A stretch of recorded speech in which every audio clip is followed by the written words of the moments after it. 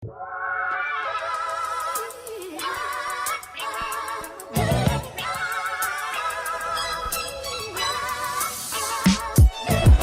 à tous, aujourd'hui nous allons voir les notions de base de l'allocation dans Sage X3. Nous verrons ce qu'est une allocation et à quoi ça sert, son implication dans les commandes de vente et les ordres de fabrication. La majeure partie de ce que nous allons voir est opérationnel dans l'ensemble des versions de l'ERP X3, mais certaines options peuvent ne pas être présentes dans les versions avant la V12, mais globalement le principe reste le même. Allez, c'est parti. Nous allons tout d'abord faire un rappel sur ce qu'est une allocation. L'allocation est une réservation de stock. Elle s'effectue à différents endroits du logiciel. Soit au niveau d'une commande de vente, afin de réserver un produit vendu, pour une commande donnée et donc un client donné, soit via ce que nous appelons tout simplement une réservation, c'est un moyen de réserver du stock pour un client donné, soit au niveau d'un ordre de fabrication, afin de réserver des composants ou matières premières pour une fabrication spécifique. L'allocation est soit manuelle, ce qui veut dire que l'utilisateur décide ou non de réserver du stock, soit automatique, dans ce cas c'est l'ERP qui fera systématiquement la réservation de stock dès la création de la commande ou de l'OF. Il existe également des outils qui permettent de lancer une allocation massive sur un grand nombre de commandes ou d'OF en même temps. Cet utilitaire se nomme allocation automatique, par abus de langage car cela n'a rien à voir avec une allocation automatique de l'ERP, et il existe à l'inverse une fonction qui enlève en masse les allocations sur un grand nombre de commandes ou d'OF, on parlera alors de désallocation. Maintenant que vous savez ce qu'est une allocation, nous allons distinguer deux types d'allocations, l'allocation globale et l'allocation détaillée.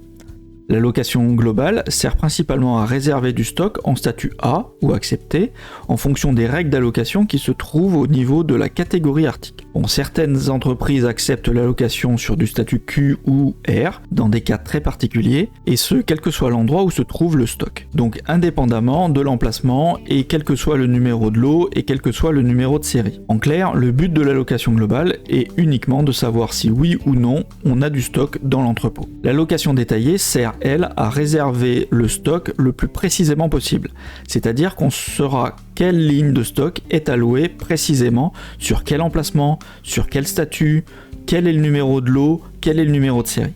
D'ailleurs, sans le savoir, lorsque vous faites une livraison dans l'ERP, le système effectue une allocation détaillée, donc une réservation précise du stock au moment de la création de la livraison jusqu'à sa validation. L'autre notion à connaître sur le sujet des allocations est ce qu'on appelle une rupture. La rupture est une allocation qui a été effectuée sur un article qui n'a pas de stock au moment où l'allocation a été faite. Vous allez me dire à quoi sert la rupture ou alors pourquoi effectuer une allocation sur du stock que nous n'avons pas. En fait, cela permet de mettre un statut sur le stock d'un produit. Lorsqu'un article est en rupture, celui-ci se met en attente et il va intervenir dès que le stock va rentrer. En d'autres termes, dès qu'une réception sera faite sur un article en rupture, la quantité en rupture sera automatiquement allouée sur la pièce, commande ou OF, qui a généré cette rupture. On provoque donc une allocation automatique de la commande ou de l'OF dès que du stock va rentrer. Cela permet notamment de gérer certains cas de priorité du stock en tension. Cela fonctionne avec les réceptions mais également avec les déclarations de production des OF. En fait, tout ce qui permet de rentrer du stock va pouvoir alimenter un stock qui est en rupture. La rupture est notamment utilisée pour alimenter du stock de composants dans un flux de sous-traitance. C'est l'état de rupture d'une allocation détaillée qui permet de générer du manquant et donc de pouvoir effectuer une livraison pour sous-traitance. Passons désormais à un peu de pratique dans X3. Au niveau de la commande de vente, il y a plusieurs façons d'allouer. Vous avez un bouton qui au niveau de la commande se nomme allocation. Ce bouton permet de lancer une allocation globale sur l'ensemble des lignes. Donc lorsque je clique dessus, une fenêtre apparaît, me rappelle en fait le type d'allocation et dans laquelle j'ai plusieurs petites options. Si je clique sur allocation rupture uniquement, en fait le système va pointer exclusivement les lignes où on n'a pas de stock. Si je clique sur allocation partielle ici, cela permettra d'autoriser à faire une allocation sur des lignes où on a une partie du stock à pouvoir livrer et l'autre pas. Si je ne coche pas cette option, le système ne fera des allocations que sur les lignes où j'ai totalement le stock. La consommation de réservation client, comme j'expliquais en préambule, on peut effectuer une réservation d'un article pour un client dans une fonction autre. Et à ce moment-là, si nous avions une réservation pour ce client-là, l'allocation prendra en priorité cette réservation. Ensuite, on détermine si le système, sorti de l'allocation, va pouvoir générer ou non des ruptures. Si je décoche ici, le système ne générera pas de rupture, donc il ne mettra pas les lignes où on n'a pas le stock en allocation. Donc je vais remettre ma génération de rupture, je vais cliquer sur allocation ici, et là on voit qu'au niveau du fichier trace, le système m'indique quelle est la quantité ici qu'il a allouée. S'il n'avait pas le stock, il mettrait ici, à cet endroit-là, la quantité en rupture. Donc quand on revient sur la commande, on s'aperçoit que le statut de l'allocation est passé alloué. Nous avons plusieurs statuts qui existent, c'est non alloué, alloué ou partiellement alloué. Dans le cas de la partiellement, ça veut dire que plusieurs lignes sont soit allouées et d'autres pas, soit on a certaines lignes qui sont en partie allouées et une partie qui est en rupture. La deuxième façon de pouvoir lancer une allocation détaillée sur la commande de vente, on va se rendre au niveau des lignes, et là, au niveau du menu contextuel de la ligne, nous avons une fonction qui s'appelle allocation manuelle. Et lorsqu'on clique dessus, on arrive du coup dans l'allocation manuelle, où on voit que l'allocation n'a pas été faite. On voit à gauche l'ensemble des lignes de stock disponibles, donc le statut, la quantité disponible. Il suffit de cliquer sur la ligne que l'on souhaite. Admettons que si vous avez du stock sur plusieurs emplacements, vous pouvez avoir ici en colonne l'emplacement et voir la totalité des lignes sur tous les emplacements disponibles. Il suffit de sélectionner en fait le statut et il chargera le tableau en fonction de la quantité ici qui a été mise à allouer. Le système indique la quantité à allouer.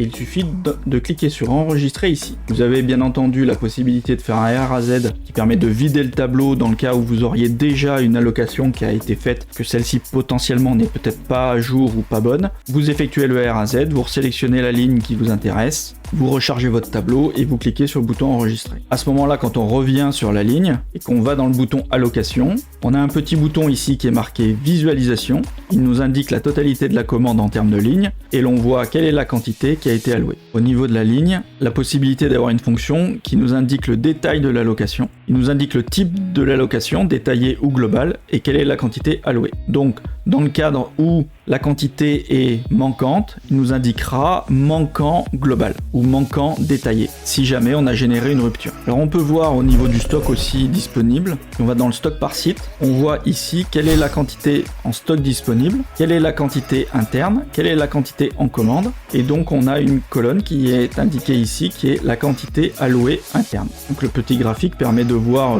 visuellement et rapidement quelle est la quantité qui nous reste. Si on va un peu plus loin, il suffit de cliquer ici sur la ligne, de cliquer sur allouer détail et de voir quel est le numéro de la commande qui est alloué précisément. Donc on peut revenir, on va retourner aussi ici sur le menu contextuel, on va aller voir dans stock détaillé et au niveau du stock détaillé, toujours pareil, on voit quelle est la quantité que nous avons globalement en stock, sur quel emplacement et on peut voir un cumul des quantités allouées ici. Donc la quantité allouée est représentée sur l'ensemble des visions des consultations de stock. On va revenir à notre commande. Donc à savoir qu'au niveau des statuts ici de la commande, il y a quelques petites choses à savoir sur les cas où vous ne pouvez pas effectuer d'allocation. Bien sûr, il ne faut pas que la commande soit soldée ou que les lignes de la commande soient soldées. Il ne faut pas que la commande soit bloquée par un problème d'encours comptable. Il ne faut pas non plus que la commande soit en attente de signature, malgré le fait qu'il existe certaines dérogations possibles sur certains dossiers X3. Nous allons nous rendre maintenant au niveau des ordres de fabrication, production, planification, ordre de fabrication. Alors pour les ordres de fabrication, c'est sensiblement identique au fonctionnement dans les commandes. Vous avez un bouton allocation ici pour effectuer une allocation à l'ensemble des composants, à la différence que vous avez la possibilité de sélectionner le type d'allocation que vous souhaitez. Donc là on peut voir par exemple que mon OF il est complète rupture, donc ça veut dire que j'ai certaines lignes qui sont totalement allouées et j'ai certaines lignes qui sont en partie en rupture. On le voit ici, on a 11 matières, on en a 11 qui sont en allocation globale, 0 en détaillé et 1 en rupture. Donc on peut effectuer une désallocation. À ce moment-là, on voit que les compteurs sont remis à 0, seul le nombre de matières reste ici. On peut sélectionner par exemple allocation détaillée au lieu de l'allocation globale, on refait l'allocation. À ce moment-là, on voit bien que les compteurs ont été réinitialisés en fonction de l'allocation qui a été faite. Un bouton visualiser permet de voir le détail exhaustif de ce qui a été fait. Donc ici, en dessous, on voit l'ensemble des allocations qui ont été faites, détaillées, et on voit également quelle est la ligne qui est notamment en manquant. On va revenir sur l'OF. Donc sur l'OF, on peut descendre au niveau des composants. maintenant que l'allocation détaillée a été faite. Et si vous poussez légèrement sur la droite, on peut voir le tableau avec les quantités allouées et quelles sont les quantités en rupture et la quantité restant disponible. Donc bien entendu, on peut revenir, comme je disais tout à l'heure, comme pour les commandes, sur une ligne qui est déjà allouée. On clique ici pour avoir le menu contextuel, on fait allocation manuelle, le système nous remontre l'allocation qui a été faite et je peux effectuer une remise à zéro de l'allocation. Alors bien entendu, pas oublier de bien enregistrer à chaque fois que vous faites une modification d'une allocation sur un OF. Alors il existe sur les OF une mécanique de compréhension qui est relativement simple au niveau des types d'allocations. On effectue d'abord une allocation globale pour savoir si on a le stock dans l'entrepôt pour fabriquer, et on effectue une allocation détaillée lorsqu'on a le stock et qu'on décide de lancer la fabrication. Voilà, nous avons fait un petit tour sur les allocations, nous avons revu la base de la sémantique allocation et des allocations, et ce que c'est qu'une rupture. On a pu voir que